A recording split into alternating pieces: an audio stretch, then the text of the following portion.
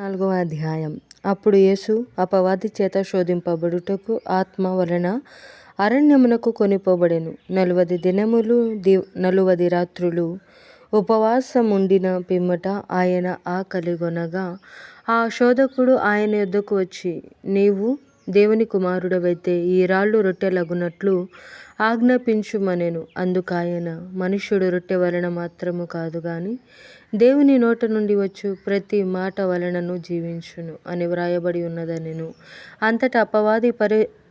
అంతటా అపవాది పరిశుద్ధ పట్టణమునకు ఆయనను తీసుకొని పోయి దేవాలయ శిఖరమున ఆయనను నిలువబెట్టి, నీవు దేవుని కుమారుడవైతే కిందికి దుముకుము, ఆయన నిన్ను గూర్చి తన దూతలకు ఆజ్ఞాపించును, నీ పాదం ఎప్పుడైనను రాతికి తగలకుండా వారు నిన్ను చేతులతో ఎత్తికొందురు అని వ్రాయబడి ఉన్నదని ఆయనతో చెప్పెను. అందుకు యేసు, ప్రభువైన నీ దేవుని నీవు శోధింపవలదని మరి ఒక చోట వ్రాయబడి ఉన్నదని వానితో చెప్పెను. మరలా అపవాది మిగులు ఎత్తైన యొక్క కొండ మీదకి ఆయనను తోడుకుని పోయి ఈ లోక రాజ్యములన్నిటినీ వాటి మహిమను ఆయనకు చూపి, నీవు సాగిలపడి నాకు నమస్కారము చేసిన ఎడల వీటినన్నిటినీ నీకిచ్చెదనని ఆయనతో చెప్పగా, యేసు వానితో, సాతానా పొమ్ము, ప్రభువైన నీ దేవునికి మ్రొక్కి ఆయనను మాత్రము సేవింపవలెను అని వ్రాయబడి ఉన్నదనెను. అంతటా అపవాది ఆయనను విడిచిపోగా, ఇదిగో దేవదూతలు వచ్చి ఆయనకు పరిచర్య చేసిరి. యోహాను చెరపట్టబడెనని యేసు విని గలిలయకు తిరిగి వెళ్ళి నజరేతు విడిచి జెబూలూను నఫ్తాలి అను దేశముల ప్రాంతములలో సముద్ర తీరమందలి కపెర్నహూమునకు వచ్చి కాపురముండెను. జెబూలూను దేశమును నఫ్తాలి దేశమును యోర్దానుకు ఆవలనున్న సముద్ర తీరమున అన్యజనులు నివసించు గలిలయయు సముద్ర తీరమున అన్యజనులు నివసించు గలిలయయు చీకటిలో కూర్చుండియున్న ప్రజలను గొప్ప వెలుగు చూచిరి. మరణ ప్రదేశములోను మరణ ఛాయలోను కూర్చుండియున్న వారికి వెలుగు ఉదయించెను అని ప్రవక్త యెషయా ద్వారా పలకబడినది నెరవేరునట్లు ఇలాగు జరిగెను.